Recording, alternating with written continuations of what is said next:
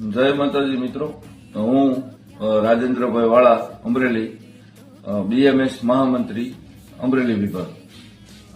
આજે આપ સૌ લોકોની સમક્ષ સોશિયલ મીડિયાના માધ્યમથી આવ્યો છું. પહેલા તો સૌપ્રથમ જીએસઆરટીસીમાં ગઈકાલે નિમણૂક પામવા બદલ જે કંઈ અમારા એસટી પરિવારમાં જે નવા હેલ્પર મિત્રો અને ડ્રાઈવર મિત્રો આવ્યા છે એમનું ખૂબ ખૂબ હાર્દિક સ્વાગત કરીએ છીએ અને અમારા પરિવારમાં એને આવકારીએ છીએ અને મોસ્ટ વેલકમ, પધારો, તમારું સૌ લોકોનું સ્વાગત છે. હવે થોડીક વાર 2-3 મિનિટ વિડીયો બનવાનો છે, તો થોડીક જે નવા નિમણૂક થયા છે એમની માટે એક નાની એવી માહિતી આપવા માટે આવ્યો છું કે સૌપ્રથમ તમારું વિભાગનું સિલેક્શન થઈ ગયું છે. હવે તમારે જ્યાં વિભાગનો ઓર્ડર આવ્યો છે ત્યાં જવાનું છે. ત્યાં તમે જશો એટલે તમને એક ત્યાંથી મેડિકલ કરાવવા માટે અને પોલીસ રિપોર્ટ લેવા માટેના હેલ્પર અને ડ્રાઈવરમાં બંને એક સરખું જ છે, એટલે બે માટે જ છે.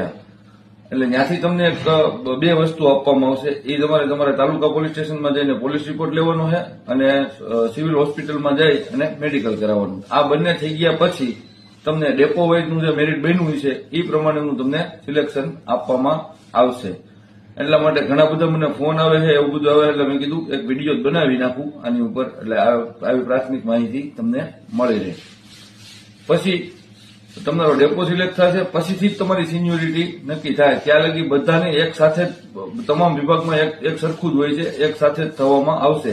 એટલે કોઈ ખોટા પેનિક કરવામાં, ખોટી ઉતાવળ કરવામાં બધું જ નિરાતે શાંતિથી થઈ જશે. પછી ડેપો સિલેક્ટ થયા પછીથી સિનિયોરિટી સ્ટાર્ટ થતી હોય છે. એટલે કોઈ એવા ખોટા ગભરાઈ જશો નહીં, એવી કે ઉતાવળ કરશો નહીં. શાંતિથી તમારું મેડિકલ ચેકઅપ અને પોલીસ રિપોર્ટની આ 2 પ્રોસેસ પહેલા પતાવવાની છે. ઓફિસ ખુલે, ઓફિસના સમયે જઈ વહીવટી શાખામાં જવાનું છે. વિભાગનો જ્યાં ઓર્ડર આવ્યો હોય ત્યાં વિભાગીય કચેરીમાં જવાનું છે.